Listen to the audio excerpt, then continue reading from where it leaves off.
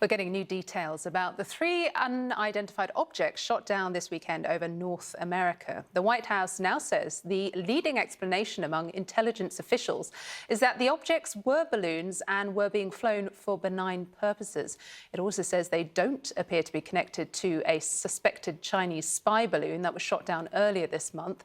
Officials in the US and Canada say they're trying to recover the debris from these objects, but that it's unlikely they'll find everything because of winter weather conditions and where they landed. Well, I want to bring in White House reporter Kevin Liptak and Paula Newton, who's in the Canadian capital.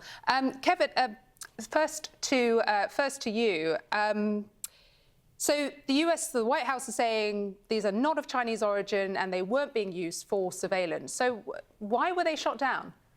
Well, I think what the White House is saying now is that they just didn't know at the time that these were detected on radar exactly what they were doing, and out of an abundance of caution, because they were flying at an altitude where civilian aircraft could also be, they shot them down. Since then, we haven't really been able to get a lot of details out of the American administration about what exactly they think these objects were, and that was simply because they don't know. They haven't been able to access the debris on the ground. They don't have a good idea from the pilots who were in the planes that shot these objects down what exactly they were doing. And today is kind of the first day that the White House and that the administration has been revealing a little more of what they think they might know. That namely being that their leading theory at the moment is that these were some sort of commercial or research balloons. That isn't a definite conclusion yet, but that is, according to John Kirby from the White House, their leading explanation at the moment. They say that there's nothing to indicate that these are connected to China's spying program. In fact, they say there's no evidence that they are related to any country's spying program. What they do say is they haven't received any claim of these devices from a particular company or research institute who may have noticed that one of their balloons has gone missing.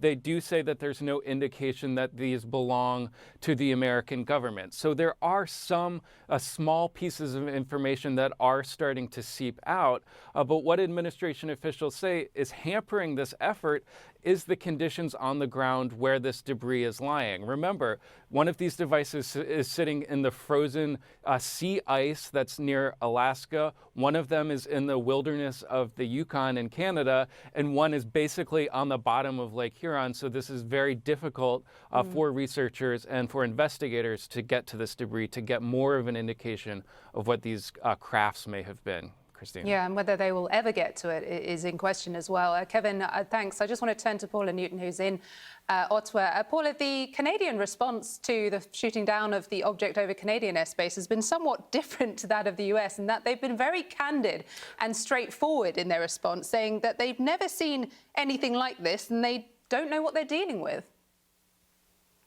Exactly. And it's not that they're refuting what the White House is saying or what American officials are saying. They're saying we need to see the debris for us to make sure, because, you know, in a military briefing that we had here in Canada on Monday, they made it clear we have never encountered this before. Some of that might have to do with NORAD and the United States and Canada being much more precise and narrowing the focus of any radar equipment that they have. But as Kevin was just saying, if we're talking about a commercial application for one of these balloons, governments know about that. They usually get identification. And then one thing that wasn't mentioned, and one of the reasons that our Canadian Prime Minister Justin Trudeau came out before the White House and that we had this technical briefing, is they said they shot them down because they may have been a threat to civil aviation. So then the question leads to, well, that's kind of dangerous, whether even if it was, in the White House's words, benign. I do want to have you look at what the RCMP, who's leading this investigation right now for the search in Yukon, said. They said, we're working very hard to locate them. That would be the debris, but there's no guarantee that we will. And continuing to what Kevin said, is pointing out that not only is the terrain in the Yukon rather treacherous right now, so it poses significant challenges, but also he added that what's taking place in Lake Huron, that the marine conditions are not conducive at the moment. Listen, during this briefing, Christina, they made clear to us that if they do not find the debris, they may never know conclusively exactly what these three objects were. Could turn out that they were harmless. One thing it does do, though, is it really tells both allies and adversaries of both the United States and Canada that defending these borders will be much more difficult in future, and that those in the military who have been calling for more robust surveillance, especially in the Arctic, likely have a point. Christina? Yeah, absolutely. Paula Newton there, live from the Canadian capital, and Kevin Liptak. Thank you both very much, and do stay with us. We'll be right back after this short break.